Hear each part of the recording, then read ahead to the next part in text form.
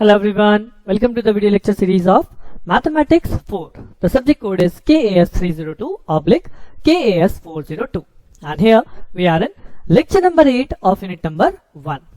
So in the previous lecture basically हम लोग बात कर रहे हैं homogeneous linear partial differential equation के सॉल्यूशन के बारे में, जहां पे हम सॉल्यूशन कैलकुलेट करते हैं bye calculating CF part and plus PI part. Now हम लोग PI के ऑलरेडी दो केस देख चुके हैं कि जब आपको पहला केस था when the right hand side is having a form of ax plus by function, और अगर राइट हैंड साइड पे आपके पास फंक्शन आता है x into y, that is the case number 2 जो हमने लास्ट लेक्चर में डिस्कस किया है. नाउ इन दिस लेक्चर में इसका थर्ड केस डिस्कस करने जा रहा हूं कि अगर आपको इन दो फॉर्म में नहीं समझ में आ रहा है कि कौन सा केस हमारा बन रहा है, आइदर ax प्लस by है या x इंटू वाई वाली फॉर्म है, तब उस केस में हम यहाँ पे थर्ड केस यूज करते हैं, that is called the generalize method. तो इस केस में आप किस तरह से सॉल्यूशन को कैलकुलेट करने वाले हैं वो हमें इस लेक्चर में देखना है. तो चलिए अपना लेक्चर स्टार्ट करते हैं on solution of homogeneous linear partial differential equation. So straightforward problem से ही start कर रहा हूँ. Here it is problem number 1 and I have written over here general method to find the PI. Why I am written over here?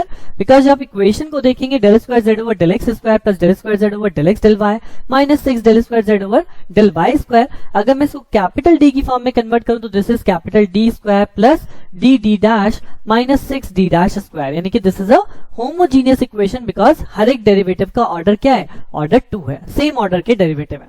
Now right hand side जो given है this is y of cos x, तो यानी यहाँ पे ना तो ax plus y का function है और ना ही यहाँ पे x इंटू y है, यहाँ पे x इंटू cos y है या y इंटू cos x है, यानी ये दोनों फंक्शन से मैच नहीं कर रहा, ना तो x प्लस y से मैच कर रहा और ना ही x इंटू y से मैच कर रहा. तो that's why I will consider it as a general method, right, कि ये इन दोनों केसेस में अप्लाई नहीं हो रहा, तो मैं यहाँ पे जनरल मेथड का यूज करूंगा टू फाइंड द PI.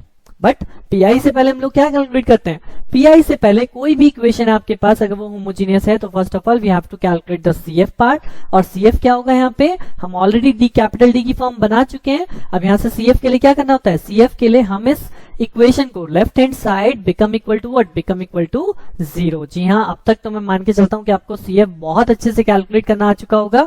और इक्वल टू 0 करते ही सबसे बाद में क्या बनाना है, auxiliary equation that is m square plus m minus 6 is equal to 0, because हमने D की जगह m लेट किया एंड D डैश की जगह 1 लेट किया. तो अगर आप इस इक्वेशन को फैक्टराइज करेंगे, डायरेक्टली रूट्स भी कैलकुलेट करेंगे, तो you will get m minus 2 and m plus 3 is equal to 0.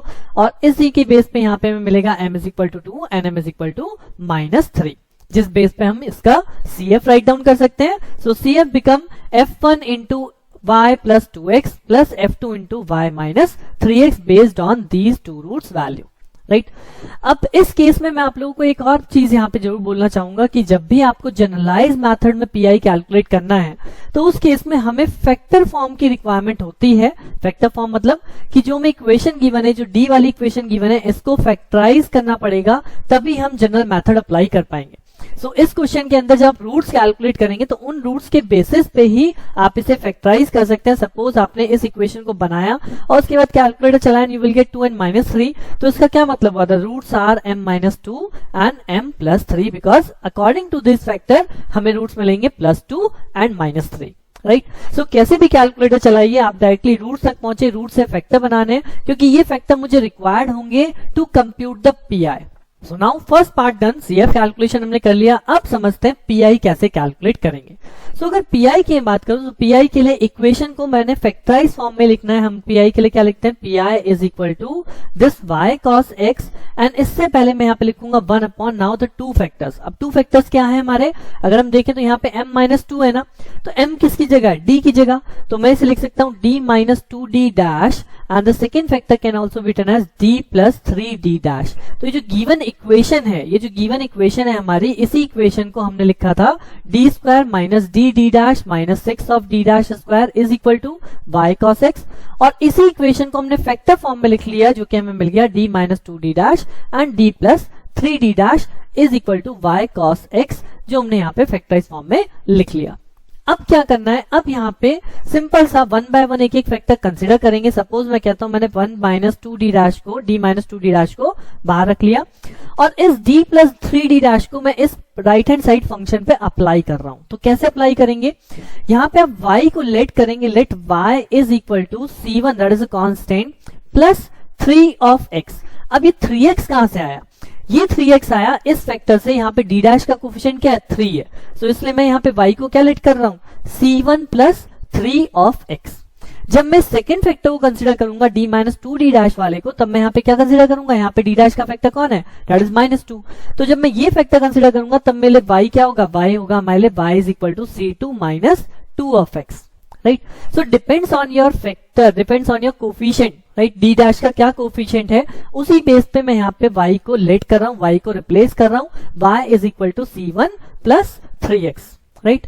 और जब आप ये लेटिंग करेंगे तो उस केस में आपको यहाँ पे लगाना है इंटीग्रेशन, और इंटीग्रेशन के बाद y की जगह हमने यहाँ पे जो फंक्शन है y cos x, y की जगह हमने क्या रखा है? c1 plus 3x multiplied by the second part is cos of x, और इसको मुझे करना है integrate with respect to x। तो ये यहाँ पे जनरलाइज मेथड है पीआई के लिए कि हम एक फैक्टर को कंसीडर करते हैं, उस फैक्टर के बेस पे y को कैलकुलेट करते हैं, y को लेट करते हैं, और वो y हमने यहाँ पुट किया, and then we have to integrate one time, right. क्योंकि मैं सिंगल ऑर्डर फैक्टर रख रहा हूं, तो यहाँ पे सिंगल टाइम इंटीग्रेशन होना है। अब इस इंटीग्रेशन को सॉल्व करना है, और अगर आप देखेंगे इस इंटीग्रेशन को सॉल्व करने के लिए आई रिक्वायर्ड, बिकॉज मुझे x के रिस्पेक्ट में करना है, तो यहाँ पे भी x का फंक्शन है और ये भी x का फंक्शन है, यानी कि आई रिक्वायर्ड अ प्रोडक्ट और also called by parts product, right, by parts rule to solve the integration. And if you remember, हमने मोमेंट जनरेटिंग फंक्शन मैंने लेक्चर आपको दिया था, उसमें वहां पे भी हमने ये बाय पार्ट्स रूल अप्लाई किया था इंटीग्रेशन करने के लिए। उसमें मैंने आपको डायरेक्ट एक फंडा बताया था कि बहुत सिंपल सा फंडा होता है इसे याद रखने के लिए, d माइनस 2d डैश, ये आपका बाहर है ही, यहाँ मुझे इंटीग्रेशन करना है। सो फर्स्ट पार्ट यानी c1 प्लस 3x जो है वो मेरा कांस्टेंट हुआ, और इस cos x को हमने इंटीग्रेट करना है। तो cos x का इंटीग्रेशन क्या होता है? cos x का इंटीग्रेशन होता है sin ऑफ x, राइट। उसके बाद हम यहाँ पे माइनस साइन लिखते हैं, जिस पार्ट को हमने कांस्टेंट रखा था उसको हम करते हैं डिफरेंशिएट। तो डिफरेंशिएट किसके रिस्पेक्ट में होगा? x के रिस्पेक्ट में। तो c1 क्या है? कांस्टेंट है, प्लस 3x का इंटीग्रेशन डिफरेंशिएशन क्या हो जाएगा? 3। और जिसको हमने इंटीग्रेट करा था, जिस पार्ट को इंटीग्रेट करा था उसे वापस इंटीग्रेट कर दूंगा, तो sin x का इंटीग्रेशन होता है माइनस ऑफ cos x। तो अल्टीमेटली ये हो गया हमारा इंटीग्रेशन। फर्स्ट पार्ट मैंने कांस्टेंट रखा, सेकंड को इंटीग्रेट करा, माइनस जिसको कांस्टेंट रखा था उसका डिफरेंशिएशन, और जिसको इंटीग्रेट करा था उसको वापस इंटीग्रेट कर दिया। तो अगर मैं फर्दर इसे सॉल्व करूं, so this c1 plus 3x हमने क्या लेट किया था? ये तो y था, तो ये अल्टीमेटली हो जाएगा y sin x, और ये माइनस माइनस क्या हो गया? प्लस, तो ये हो जाएगा 3 cos x। यानी after this step I can write over here 1 over d minus 2d dash, this is the outer part, और ये जो मेरे पास सॉल्व करके यहाँ पे बचा ये हो जाएगा मेरे पास y of sin x and minus plus 3 cos of x, right. Minus minus plus, तो this become 3 cos of x, right. Now the same part is repeated now, कि अब मुझे इस फैक्टर को इस पे प्रोसेस पे अप्लाई करना है। तो यहाँ पे भी सेम चीज है, अब की बार मेरे y क्या होगा? Let y is equal to, this time d dash coefficient is -2, so let y is equal to c2 minus of 2x, right. और ये हमारे ऊपर है, आप चाहे इस फैक्टर को, जैसे मैंने यहाँ पे पहले 3d प्लस 3d डैश को अप्लाई किया, you can also apply d minus 2d dash पहले, राइट, कि आप पहले d माइनस 2d डैश को अप्लाई करो और बाद में d प्लस 3d डैश को अप्लाई करो, तो वो अपने ऊपर है। आप कैसे भी कोई भी फैक्टर कभी भी अप्लाई कर सकते हो, आंसर सेम आना है। तो मैंने यहाँ पे जैसे 3d plus 3d dash apply किया था, इंटीग्रेट किया था। Now the same procedure d minus 2d dash है, इसे इंटीग्रेट पे अप्लाई करना है, तो y is equal to c2 minus 2x। तो नेक्स्ट लाइन में यहाँ पे क्या लिखूंगा? इंटीग्रेशन सिंगल टाइम लगेगा, y की जगह c2 minus 2x into that is sine of x and plus 3 cos of x, जिसे हमें क्या करना है? इस पूरे को अब हमें करना है integrate with respect to x। So integration start कर दीजिए। सेम प्रोसेस जो मैंने भी आपको बताया, क्या कि फर्स्ट पार्ट यानी c2 minus 2x is a constant one, sin x का इंटीग्रेशन हो गया माइनस ऑफ cos x। उसके बाद माइनस हम लिखते हैं, जिसको हमने कांस्टेंट रखा था उसका differentiation with respect to x, तो यहाँ पे डिफरेंशिएशन आएगा -2, और जिसको आपने इंटीग्रेट किया था इसका वापस इंटीग्रेशन यानी माइनस cos x का इंटीग्रेशन हो जाएगा minus of sin x, right. तो ये तो हो गया इस पोर्शन का इंटीग्रेशन जो मैं बाय पार्ट्स करना था। फर्स्ट कांस्टेंट, इसको इंटीग्रेट किया, जिसको कांस्टेंट रखा उसका डिफरेंशिएशन, सेकंड वाले पार्ट का again integration, and next part हमारे पास है 3 cos x। तो 3 cos x का इंटीग्रेशन क्या होगा? जी हाँ, 3 sin x। तो this is the complete integration of this part, right. अब आप इसे यहाँ पे सॉल्व कर लीजिए। सॉल्व करने का मतलब है c2 माइनस 2x क्या था? c2 minus 2x is nothing but y, so we can replace it by minus of y cos of x, right. This is minus minus minus, यानी ये हो गया plus of 2 sin x, right? And this is plus of, no, not plus, minus minus minus, this is basically minus of 2 sin x, right? And this is basically plus of 3 sin x. तो ultimately solution क्या बच गया, ये बच गया minus of y cos x and plus sine of x. तो this is my complete PI, और ये मुझे कैसे मिला है, this is by the generalize method. This is the way how to apply the general method, कि ना तो यहाँ पे ax प्लस by बन रहा था, ना यहाँ पे x इंटू y बन रहा था. तो if you have general method, तो जनरल मेथड के केस में आपको किस तरह से सॉल्यूशन को प्रोसीड करना है. And once you get the PI, so what is the complete solution. मैं आपको हर लेक्चर में बोल रहा हूं, this is very very important step. केवल यहाँ पे आंसर छोड़ मत दीजिएगा, अदरवाइज आपके मार्क्स कट जाएंगे. You have to write the complete solution, that is CF part plus this PI part, तभी यहाँ पे सॉल्यूशन कंप्लीट होता है. And we can write z is equal to f1y plus 2x plus f2y minus 3x. This is simply CF part, और उसके बाद as it is PI part, right. This is the right answer. ये answer आपको mention करना है, तभी आप full marks gain कर सकते हैं, राइट. सो आई होप कि आपको थोड़ा सा अंडरस्टैंडिंग बनी होगी इस क्वेश्चन को लेके, मेथड में कैसे सॉल्व करना है. Just take another example so that हमारी अंडरस्टैंडिंग और अच्छी बन जाएगी. So here is the problem number 2, और स्ट्रेट फॉरवर्ड आपके पास ऑन द स्क्रीन यहाँ पे क्वेश्चन है del square z over del x square plus del square z over del x del y minus 2 del square z over del y square is equal to y minus 1 e to the power x. Now the same thing over here, y minus 1 e to the power x, यानी y x का multiplication है और ना ही y plus x वाली term है, तो ये भी जनरलाइज फॉर्म में ही जा रहा है. तो सबसे पहले मैं CF कैलकुलेट करूंगा. This become d square, this become dd dash, this become minus 2d dash square is equal to right hand side same. Now make auxiliary equation, so m square plus m minus 2, और इसके आप factor कर लीजिए, तो we will get 1 and minus 2, जिस basis पे हम यहाँ पे CF लिख देंगे, right. f1y plus x plus f2y minus 2x, right. तो CF कैलकुलेट हो गया. Now come to the PI part. So PI part करना है सेम थिंग. ये जो इक्वेशन है इस फैक्टर में कन्वर्ट हुई है, यानी मैं इस इक्वेशन को क्या लिख सकता हूं, मैं इस इक्वेशन को लिख सकता हूं d minus d dash, right, based on this factor. And second factor है d dash plus d plus 2d dash is equal to this y minus 1 e to the power x, right. So इसलिए मैंने आपको बोला कि यहाँ पे factorise बहुत जरूरी है. अगर मुझे जनरल मेथड लगाना है तो I need this factorization so that मैं गिवन इक्वेशन को इस फैक्टर फॉर्म में कन्वर्ट कर सकूं, राइट. अब PI क्या होगा, अब अगर मुझे PI लिखना है तो I can directly return that कि 1 upon these two factor d minus d dash and the second factor is d plus 2d dash and multiplied by y minus 1 e to the power x, right. अब 1 bye 1 factor apply कर दीजिए. जैसे कि हमने सीखा है कि suppose मैं यहाँ पे 1 माइनस d डैश को बाहर रख देता हूँ, और फर्स्ट मैं d प्लस 2d डैश को यहाँ पे अप्लाई करता हूँ, तो आई हैव टू इंटीग्रेट, और y की जगह मैं क्या लेट करूंगा, let y is equal to, now what is the d dash coefficient, 2. So y is equal to c1 plus 2x, ये हम लेट करेंगे. So this equation becomes c1 plus 2x minus 1 into e to the power x और dx. अब मुझे इसे integrate करना है. Again same thing, this is also x function, this is also x function, तो यहाँ पे आपका फिर से इंटीग्रेशन क्या लगेगा, by product rule, bye parts rule. तो इसलिए आपको डायरेक्ट इंटीग्रेशन जो मैंने बताया है वो बहुत अच्छे से ध्यान रखिए, बहुत इजी स्टेप है. देखिए यहाँ पे फिर से देखिएगा, this outer part is constant, first function is constant c1 plus 2x minus 1, इसको मैंने रखा constant. e to the power x का differentiation integration sorry e to the power x, right. उसके बाद माइनस इस जो हमने फर्स्ट पार्ट को कांस्टेंट रखा था, इसको अगर मैं डिफरेंशिएट करूंगा विद रिस्पेक्ट टू x, तो मुझे क्या मिलेगा, c1 0, 2x के लिए 2 और 1 के लिए भी 0, तो यहाँ 2 बच गया. और जिसको मैंने इंटीग्रेट करा था सेकेंड पार्ट को, इसको वापस इंटीग्रेट कर दीजिए, तो e to the power x का इंटीग्रेशन e की पावर x ही होगा. So this will become the complete integration, जिसको फर्दर अगर मैं लिखूं तो क्या लिखूंगा, 1 over d minus d dash, और ये वाला जो पोर्शन हो गया फिर से देखिए, c1 प्लस 2x क्या था, y. So this become y minus 1 e to the power x minus of 2 e की पावर x, जिसे आप फर्दर सॉल्व कर सकते हो यहीं पे कि 1 माइनस डी डी डैश, और ये आपका हो गया y e to the power x. और अगर मैं इसे माइनस e की पावर x को अलग कर दूं, माइनस 2 e की पावर x और है, तो ये कितना हो जाएगा, minus 3 e to the power x, right. So this is the first case. आपने अभी केवल फर्स्ट फैक्टर को अप्लाई किया है. Now in the same way we will apply the second factor. अब की बार आप y को क्या पुट करेंगे, जी हाँ, this time this d dash coefficient is minus 1, so what is y this time, this time मैं लेट करूंगा कि y is equal to c2 minus of x, right, because this is minus of 1.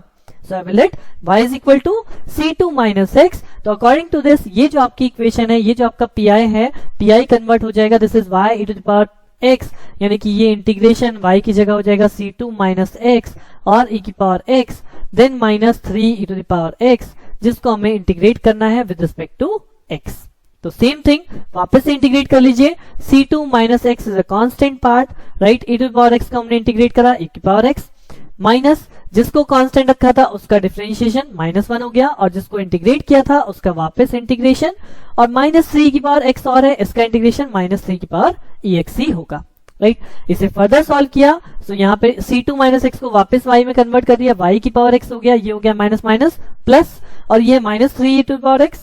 तो अगर इन दोनों part को solve किया जाए तो हमें यहाँ पे बनेगा -2 e की पावर x, जिसे हम फर्दर लिख सकते हैं y minus 2 e to the power x, right? So this is my complete pi y minus 2 e to the power x, and then we have to write the final step, that is the complete solution, and this is the complete solution कि CF part plus this pi part, right.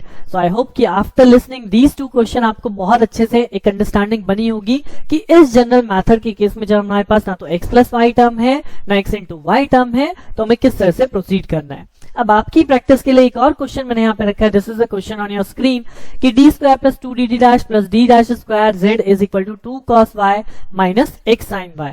So I hope कि आप यहाँ पे एक बार pause कीजिए अपनी video को और एटलीस्ट CF और PI ट्राई जरूर कीजिएगा, उसके बाद वीडियो में आगे सॉल्यूशन के लिए जाइए। सो CF बहुत इजी है कैलकुलेट करना, अब तक आप कर ही चुके हैं। d की जगह m, d की जगह m, d डैश की जगह 1, so we form the equation m square plus 2m plus 1 is equal to 0, that is nothing but m plus 1 whole square is equal to 0, यानी आपके पास दोनों रूट क्या है -1 और -1 के बेस पे जो हमारा फैक्टर बनता है दैट इज CF बनता है f1 y minus x plus x into f2 y minus x, because this time the roots are repeated, right. तो ये तो हो गई CF की कहानी। अब PI के लिए चलते हैं, तो PI में भी अगर आप देखेंगे तो PI इस बार क्या है 1 over D square plus 2dd dash plus D dash square, this time is 2 cos y minus x sin y। अब की बार अगर आप देखें तो हम मुझे दोनों को अलग अलग करना पड़ेगा ना, क्योंकि 2 cos y अलग चलेगा minus 1 over this part x sin y अलग चलेगा, जिसको हम दो पार्ट लेट कर सकते हैं P1 एंड P2। अब अगर आप यहाँ देखें सो बेसिकली जो P1 पोर्शन है दिस इज 2 cos y, तो ये हमारा केस नंबर 1 है जहां पे हम लोगों ने पढ़ा था cos of ax plus y वाली टर्म यानी by वाली टर्म अगर हो तो कैसे सॉल्व होती है, तो वही चीज यहाँ पे है, this is nothing but ax plus by वाली टर्म, और a का कोफिशिएंट क्या है, यानी a क्या है यहाँ पे x का कोफिशिएंट दैट इज 0 और y का कोफिशिएंट क्या है b दैट इज 1, तो d is replaced by what, d is replaced by a and d dash is replaced by b, ये ऑलरेडी हम लोग पढ़ चुके हैं। तो इसी बेसिस पे आप इस cos y वाले पार्ट को सॉल्व करेंगे, राइट। यानी कि अगर मैं PI सॉल्व करूं so PI says 2 upon D square plus 2d dash plus D dash square cos of y, जहां पे हमने माना था कि y is equal to what, u is equal to ax plus by, तो यहाँ पे a 0 हो गया और d डैश 1 हो गया, सो d की जगह 0 d डैश की जगह 1, इसको अगर हम पुट करें तो यहाँ पे ऑर्डर क्या है 2, तो ये आपका डबल टाइम इंटीग्रेट होगा, this become cos of u du, और cos u का इंटीग्रेशन क्या होगा, cos u का इंटीग्रेशन होगा पहले sin u, और sin u का इंटीग्रेशन क्या हो जाएगा finally minus of cos u। और अगर आउटर पार्ट को सॉल्व करेंगे तो this part become 0, this become 0, this become 1, तो यहाँ पे 2/1 यानी कि बाहर 2 बचा, तो अल्टीमेटली आपका आंसर जो मैंने यहाँ पे लिख रखा है this is -2 cos u and it is equal to -2 cos y, because we have let y is equal to u is equal to y, right. So ऐसा नहीं है कि अगर हम PI के केस में आगे चल रहे हैं तो आप पिछला भूल जाएंगे, यहाँ पे चीज ध्यान रखिएगा, सारे लेक्चर्स एक दूसरे से बिल्कुल कनेक्टेड हैं। अगर आपको पिछले केस याद हैं तभी आप नेक्स्ट क्वेश्चन को प्रोसीड कर पाएंगे, अदरवाइज वापस आपको प्रीवियस लेक्चर में जाना पड़ेगा कि हाँ भाई ये केस कौन सा था, मैं तो भूल गया। सो ऐसा नहीं है कि भूल जाएं, इसलिए एक एक क्वेश्चन एटलीस्ट हर फॉर्म का, जो मैंने यहाँ पे 2-2 3-3 क्वेश्चन आपको हर एक लेक्चर में प्रोवाइड कराए, एटलीस्ट एक एक क्वेश्चन जरूर याद रखिए हर एक फॉर्म के लिए, क्योंकि अभी तो ये शुरुआत है, अभी आगे आपको नेक्स्ट लेक्चर में नॉन होमोजीनियस केस में जाना है, तो वहां पे आपके लिए केसेस और बढ़ जाएंगे। तो you have to remember the cases कि किस टाइप के राइट हैंड साइड फंक्शन के केस में हम किस तरह से PI कैलकुलेट करते हैं।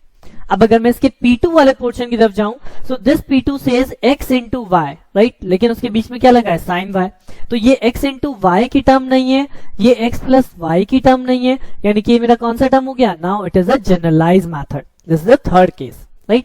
तो इस P2 को मैं जनरलाइज मेथड से ही सॉल्व करूंगा, जिसके लिए मुझे यहाँ पे फैक्टर फॉर्म लिखनी होती है, so I have written the factor form d plus D dash, d plus D dash, और अगर एक फैक्टर को हम यहाँ पे लेते हैं d प्लस डी डैश, तो वी हैव टू इंटीग्रेट, और इंटीग्रेट में क्या हो जाएगा x, y की जगह हम क्या लेट करेंगे, y की जगह दिस टाइम लेट करेंगे c1, और d डैश का कोफिशिएंट क्या है 1, so c1 plus x, right. So we have write over here x sin c1 plus x, इसको हमें इंटीग्रेट करना है. Again this is a by parts rule, तो आप इसे इंटीग्रेट कर सकते हैं 1 plus D D dash as it is. और इसे इंटीग्रेट करूं तो x को पहले कांस्टेंट रखा, साइन का इंटीग्रेशन हो जाएगा cos of c1 plus x minus sine, right. Sine का इंटीग्रेशन माइनस कॉस, राइट. अब मैं इसे ब्रैकेट में क्यों लिखता हूं, क्यों, क्योंकि इस पार्ट को मैं फर्दर इंटीग्रेट करना है, तो इस पूरे को कंप्लीट को एक ब्रैकेट में डाल दिया. नाउ माइनस जिसको हमने कांस्टेंट रखा था उसका डिफरेंशिएशन, और जिसको हमने इंटीग्रेट करा था वापस उसको इंटीग्रेट करने का मतलब है यानी माइनस कॉस, कॉस का इंटीग्रेशन क्या हो गया साइन, तो sign of c1 plus x ये आपका वापस इंटीग्रेट हो गया and this become the complete integration. जिसको फर्दर सॉल्व कर लीजिए तो ये हो जाएगा 1 प्लस डी डैश, और ये वैल्यू अगर फिर से मैं कन्वर्ट कर दूं तो this is minus of x cos of y because we have let c1 plus x is equal to y, और माइनस माइनस यहाँ क्या हो गया प्लस, तो ये हो जाएगा plus sine of y, right. अब इसी तरह से फिर से सेम चीज कि अब इस फैक्टर के लिए सॉल्व करना है, तो फिर से वही सेम चीज, let y is equal to now this time c1 plus x again because अब की बार भी d डैश का फंक्शन बने. So this can be written as integration minus of x cos of y की जगह हम रखेंगे c1 plus x plus sine y की जगह हम रखेंगे c1 प्लस x, और इस कंप्लीट को हम कर देंगे फिर से इंटीग्रेट, जिसमें फर्स्ट फैक्टर फिर से आपका बाई पार्ट्स लगेगा और सेकेंड फैक्टर में आपको डायरेक्टली इंटीग्रेशन हो जाएगा साइन का integration minus of cos, right. तो जल्दी से इंटीग्रेट कर लीजिए. अब तो आप इंटीग्रेशन में एक्सपर्ट हो चुके होंगे. आई होप कि फर्स्ट पार्ट यहाँ पे हमें कांस्टेंट रखना है. देखिए माइनस साइन को बाहर कर दीजिए, माइनस साइन का कोई रोल नहीं है. x is the first part जिसको मैंने कांस्टेंट रखा, और कॉस का इंटीग्रेशन क्या होता है, कॉस का इंटीग्रेशन होता है sine of c1 plus x, right. इसको मैंने अलग ही कॉस को इंटीग्रेट कर लिया. उसके बाद माइनस साइन लिखते हैं, x का डिफरेंशिएशन 1 हो जाएगा, और जिसको हमने इंटीग्रेट करा था उसका वापस इंटीग्रेशन का मतलब है नाउ दिस टाइम साइन का इंटीग्रेशन हो जाएगा minus of cos c1 plus x, right. और दूसरा ये जो फैक्टर है that is plus sign c1 plus x, इसको आप इंटीग्रेट करेंगे विद रिस्पेक्ट टू x, तो साइन का इंटीग्रेशन होता है minus of cos c1 plus x. तो ये हो गया मेरा complete integration after integrating this value. अब इसे फर्दर सॉल्व कर लीजिए कि ये जो माइनस साइन था इसकी वजह से ये हो जाएगा minus x into sine y, right. अगर मैं इसे लिखूं यहाँ पे तो ये हो जाएगा minus x into sine of y, right. Minus minus और ये बाहर वाला माइनस, क्योंकि ये माइनस किसके लिए, ये माइनस इस कंप्लीट के लिए, और ये स्टेप का इंटीग्रेशन यहाँ पे, right. So minus minus minus this become complete minus, तो ये हो गया आपका minus of cos of y, और इसी तरह से minus of cos of y ये भी है. सो अल्टीमेटली क्या हुआ, ये P2 पोर्शन आपका बदल गया, P2 is equal to minus of x sine y and minus 2 cos of y, right. तो this is the P2 part Pi, और एक हमने इसमें P1 भी किया था, तो P1 का आंसर क्या था माइनस 2 कॉस वाई, और कंप्लीट Pi क्या है, कंप्लीट Pi था P1 माइनस ऑफ P2, यानी कि अगर P1 की वैल्यू देखो तो P1 का इंटीग्रेशन वैल्यू हमने कैलकुलेट किया minus 2 cos of y, right. This is the P1. तो अगर मैं यहीं पे आपको लिख के दिखाऊं, देखिए minus 2 cos of y minus minus P2. अब P2 क्या आया, P2 आया हमारा minus x sine y minus 2 cos y. तो अगर मैं माइनस करूंगा तो ये दोनों टाइम क्या हो जाएंगे, प्लस हो जाएंगे. तो यानी कि अल्टीमेटली जो वैल्यू यहाँ पे लिखेंगे that is plus of x sine y हो जाएगी and plus of 2 cos y हो जाएगा. सो 2 cos y cancel out. What is the complete Pi? Complete Pi is only x sin y, right. So that means what is the complete solution? So if you write the complete solution, then this is the complete solution, this is the CF part plus this is the Pi part, that is x sin y. और ये बहुत important step है, इसको लिखना मत भूल जाइएगा, right. So with this case number 3, or I can say that the solution of homogeneous type linear PDE we have done, right. इसके अलावा और कोई केस नहीं है. आइदर द केस जो हमने पढ़ा वो ax प्लस by टर्म, या x इंटू y की टर्म, या फिर आपकी जनरलाइज टर्म जो इन दोनों में नहीं होती वो थर्ड टर्म हो जाती है, that is the particular integral case number 3. With this homogeneous linear PDE solution खत्म. अब नेक्स्ट लेक्चर से हम लोग नॉन होमोजीनियस इक्वेशन के बारे में बात करेंगे, और वहां पे जाने से पहले मैं फिर आपको बता दूं कि इस होमोजीनियस केस को अच्छे से रेडी कीजिएगा, तब नॉन होमोजीनियस में जाएगा, क्योंकि अब आगे और कॉम्प्लेक्सिटी बढ़ेगी, कंफ्यूजन भी बढ़ेगा, राइट. सो बने रहिए मेरे साथ, मिलते हैं नेक्स्ट लेक्चर में. Thank you.